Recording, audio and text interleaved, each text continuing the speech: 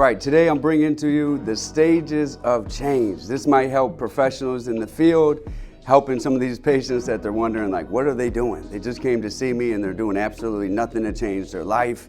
You know, it's like, you know, they weigh 700 pounds and they're still bringing a bunch of donuts and Doritos, or they're doing a bunch of drugs, and it's like, you know, they're gonna die, you know, and just to save you some mind. Or maybe you're battling some mental health yourself and you're wondering, like, what's going on? You know, I was one of them kids, I'd go to treatment centers or aka jails actually, and be like, you know, I don't even understand any of this stuff, you know, I don't care. You know, my probation officer would always say, you're gonna go to jail, Jake? And I would say, good, all my friends are there, you know, so just to give you some insight. So first stage of change is actually like no change. It's pre-contemplation, you know.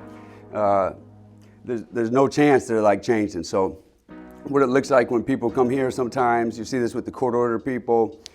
They come in, you start doing the assessment. What brought you here? You know, dumbass probation officer and judge thinks I could have a problem. Why do you say that? I don't know, I got 10 DUIs. 10? How'd you get 10? Bad luck. Bad luck? 10 DUIs? Don't you think you have a problem? No, you know. What level of alcohol you blow? Well, you know, 0.7. Like, isn't that death, you know, or something? Jeez. You know, you might not then, but the goal is to plant seeds right there and then with them, so later they'll come back and change, you know. And I know in my career, being in about a decade, you know, I feel like old saying that, you know, I got people's kids now that start off with their fathers and stuff, but I would see them come in, absolutely no regard for change or anything like that, but slowly you see them change one habit at a time or one thing at a time, or maybe they come in with a nasty heroin addiction, now you got them down to cannabis or something like that, you know. So I would look at this like no chance at all. And that's why treatment's important, because the more talk therapy hours you give somebody, the more cognitive behavioral therapy, whatever the case is, interventions, period, the more chance that they have to change, you know. And don't be so quick to judge, you know, sometimes, you know, social workers, I see somebody, they come in, they're like, you know, they're hopeless, you know. Most of the times, those have been my most successful patients. The one that come in, put the feet on the table. I mean, they don't really do that, but, you know, those are my superstars. You know, the ones that give me the most bad stuff. I've always had that rap in the career where they would, you know, every treatment center would send me like their worst patients in the whole facility. You know, the ones that weren't on time, cussing and all that stuff, you know. Next phase is contemplation. You know, let's say that same guy got DUI and he's like, you know what? Maybe it's not bad luck. You know, maybe I'm drinking a little bit too much. He's not really doing anything about his situation, but he's actually thinking maybe I could change. Maybe there's a little bit of hope. Maybe he goes back to the treatment center. He goes to see one of our therapists and he's like, hey, he's probably drunk there too, but hey, you know, I kind of want to change. You know, my wife's giving me a bunch of crap. The kids don't want to talk to me. Nobody likes me. What's this recovery shit about, you know?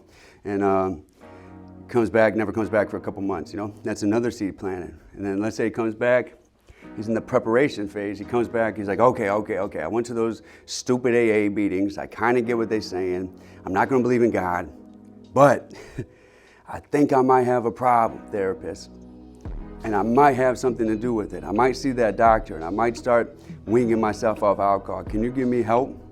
Then he starts preparing himself for recovery. He might join an intensive outpatient group. He might start actually going to therapy. He might start working on some underlying trauma. That's the reason why he's drinking in the first place, right? Prepping, so the next 30 days, a big change is about to occur. Next phase is action. You see him next time in the treatment facility, he's been sober, he's been IOP maybe 3 months. You're like, wow, he did it. He really did it. He's got some clean time. He hasn't gave up on his dreams or nothing like that, you know? Next thing is maintenance, right? Which I always tell people, you know, a lot of times we meet with insurance companies and they actually yell at us for kicking people out of treatment so soon because they might be in our IOP, PHP programs 4 months and they smoke weed one time, we kick them out. I'm like, why'd you do that? Don't you know the stages of change model? As soon as you help them, you're like, oh yeah, and they're paying for it. So one thing they always tell me that they don't consider somebody in recovery till they have 2 years sober. And that always like, wow, you know, that's a health condition. Just like, you know, I'm a cancer survivor. And normally they don't say you're in remission until you have some time. You got so many checkups. So for some reason, substance abuse, we give them like 3 counseling sessions, 2 groups, and then we say, hey, get the hell out of here. You're already serious, you know?